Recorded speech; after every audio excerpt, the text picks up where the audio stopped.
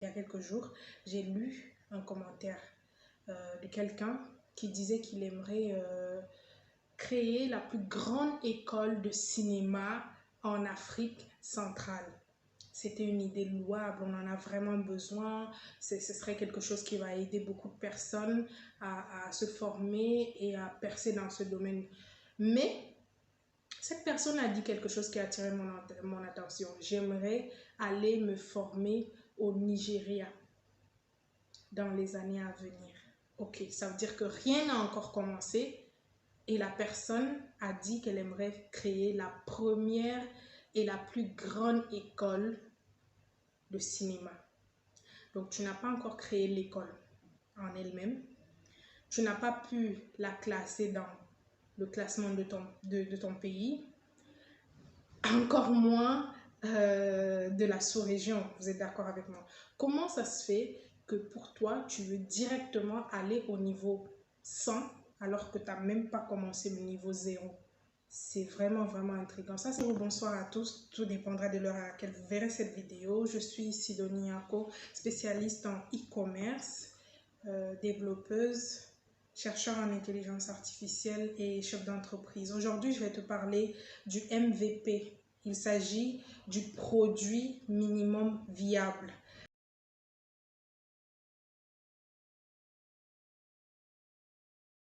Dans mes discussions avec mes connaissances, mes proches, etc., j'entends souvent la même phrase qui revient. J'aimerais créer la plus grande industrie, j'aimerais créer la plus grande école, en tout cas, la plupart des personnes qui ont des projets aimeraient faire des choses grandioses. C'est pas mauvais.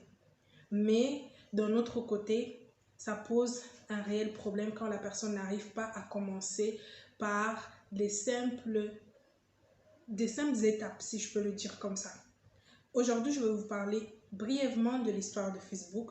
C'est une application que nous tous nous utilisons et que nous aimons beaucoup. Et c'est une application qui nous est utile en tant qu'entrepreneur ou alors en tant que simple utilisateur pour être proche de nos clients, pour être proche de nos proches. C'est quelque chose qui est vraiment, vraiment utile et aujourd'hui, on est tous accros à cette application-là. Mais savez-vous comment est-ce que les choses ont commencé? Comment est-ce qu'on en est arrivé là? Est-ce que vous avez prêté attention à certaines choses? Si oui, pourquoi vous avez du mal à le reproduire dans vos propres projets? C'est une question qui m'intrigue beaucoup. C'est pas mauvais d'avoir une vision qui est grande, quelque chose de vraiment impactant, grandiose, quelque chose de vraiment positif, c'est louable. Mais par quoi est-ce que tu commences? Beaucoup de personnes ont du mal avec. J'ai rencontré des personnes qui depuis 10 ans me répètent la même chose et qui ne sont même pas encore à l'étape -1. La personne n'a même pas encore débuté la phase 0. Pourquoi je parle de Facebook? Facebook a été créé en 2004 par le fondateur que nous connaissons tous. À ce moment-là, il n'avait même pas encore 20 ans et il était encore étudiant. Il nourrissait l'idée. Je suppose qu'il réfléchissait à son business model, comment est-ce qu'il allait faire les choses, par quoi est-ce qu'il allait commencer. À ce moment-là, ce n'était même pas encore un réseau social. Donc, il y avait 0 abonnés. Ils étaient en train de réfléchir entre étudiants. En 2008, ils ont eu 100 millions d'abonnés. Ça ne s'est pas fait en un claquement de doigts. Ils ont réfléchi aux fonctionnalités minimalistes dont un utilisateur aurait besoin pour être proche de ses frères et sœurs, de ses amis, etc. Et ils ont lancé l'application. Ils n'ont pas attendu qu'on ait des fonctionnalités sophistiquées qu'on a aujourd'hui. Ils ont commencé avec le minimum. Quelqu'un pouvait faire des posts, quelqu'un pouvait envoyer un message à X ou à Y, des simples fonctionnalités.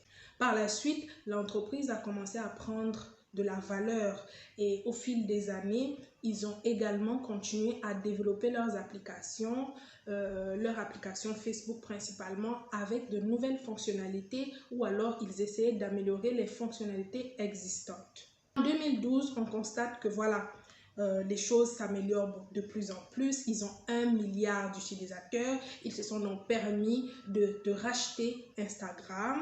Et ensuite, ils ont amélioré encore et encore des fonctionnalités pour notre plaisir, nous qui sommes utilisateurs.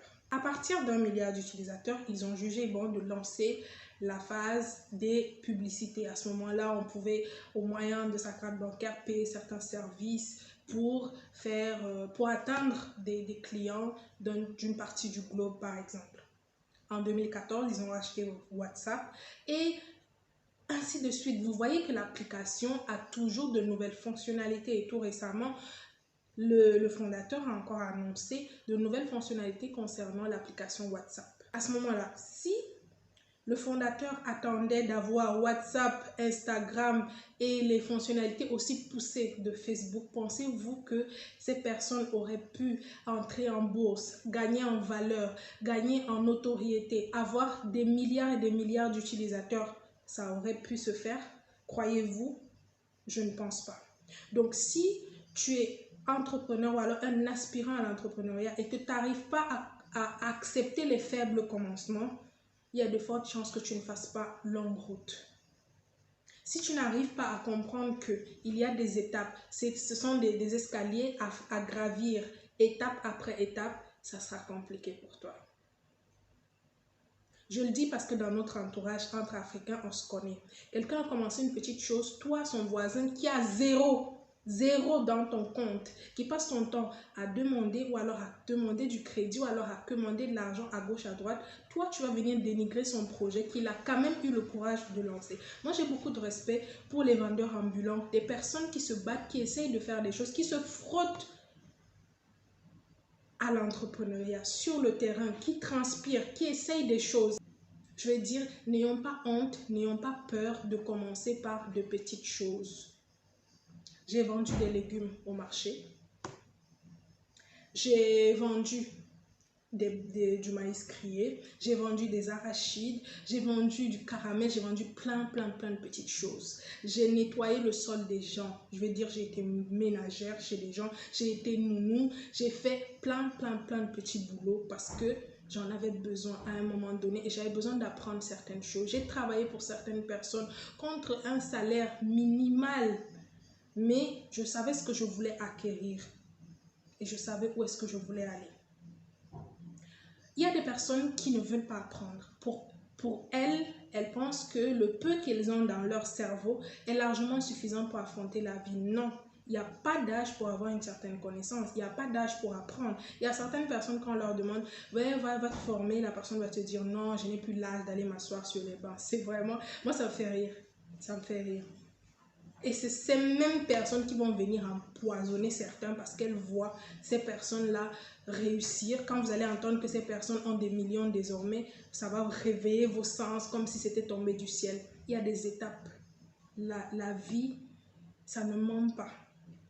Je ne parle pas des personnes qui sont allées tremper ailleurs. Je parle des personnes qui se battent jour et nuit pour atteindre leurs objectifs. Et ça, si toi, tu ne sais pas qu'il y a des échelons à franchir avant d'arriver à un certain stade, c'est compliqué. C'est compliqué. Il y a quelques jours, je partageais mon expérience sur cette année entrepreneuriale qui venait de s'achever parce que l'anniversaire de mon entreprise, c'était le 2 juillet. Je disais que j'ai commencé, j'avais peur, il y avait des choses. Pourquoi je le dis? Parce que moi aussi, j'avais besoin d'entendre ces choses-là d'une autre personne pour me rassurer, pour comprendre que voilà, je suis sur le bon chemin et que je suis en train d'avancer petit à petit, sont des choses qui arrivent. Dior, qui est célébré aujourd'hui, qui est une marque de luxe aujourd'hui, le fondateur a commencé par être modéliste quelque part, à faire des dessins, à apprendre à faire des croquis, des choses comme ça. Et par la suite, cette personne s'est lancée à créer sa marque petit à petit avec des collections. Ensuite, la personne a rajouté les parfums, etc. On veut quitter de 0, arriver à 100. Ça ne peut pas se faire comme ça. Pour quelqu'un qui veut y arriver, c'est possible. C'est possible de commencer petit à petit. Ne te compare pas aux gens. Si oui, peut-être dans le sens positif, j'aimerais faire ci, j'aimerais faire ça, mais je commence, je sais à quel niveau je suis, je me bats pour.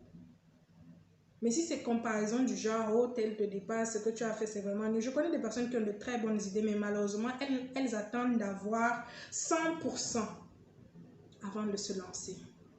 Ce que moi je te demande, c'est de chercher à savoir quel est le produit minimum viable dont tu as besoin pour te lancer et générer de l'argent. Parce que quand tu commences comme ça, au fur et à mesure, les premiers clients que tu vas avoir, les retours de ces clients-là vont t'aider à améliorer ton produit, améliorer ton service. Ainsi de suite, tu sauras mieux les écouter, mieux les entendre. Et entre-temps, il y a de l'argent qui rentre. Tu es gagnant dans tous les cas, non seulement en expérience, mais aussi en argent. Et tu vas rajouter des services. Autour de moi, j'ai vu des boutiquiers qui ont commencé à vendre que du sucre. Après, ils ont rajouté du sel. Ensuite, ils ont rajouté du cube. Ensuite, ils ont rajouté du détergent, ainsi de suite, jusqu'à ouvrir quelque chose de grandiose. Et finalement, c'est devenu des grands espaces d'alimentation. Mais nous, on a du mal. On a du mal. On veut tellement aller vite. On a de longs yeux, mais dans le sens négatif. C'est ce qui est mauvais. Aujourd'hui, je te demande, si tu aspires à être entrepreneur, tu n'es pas là pour accompagner les autres. Hein. Tu n'es pas là pour accompagner les autres. Toi aussi, tu peux avoir ces millions dont tout le monde parle. Je veux dire, ceux qui entreprennent.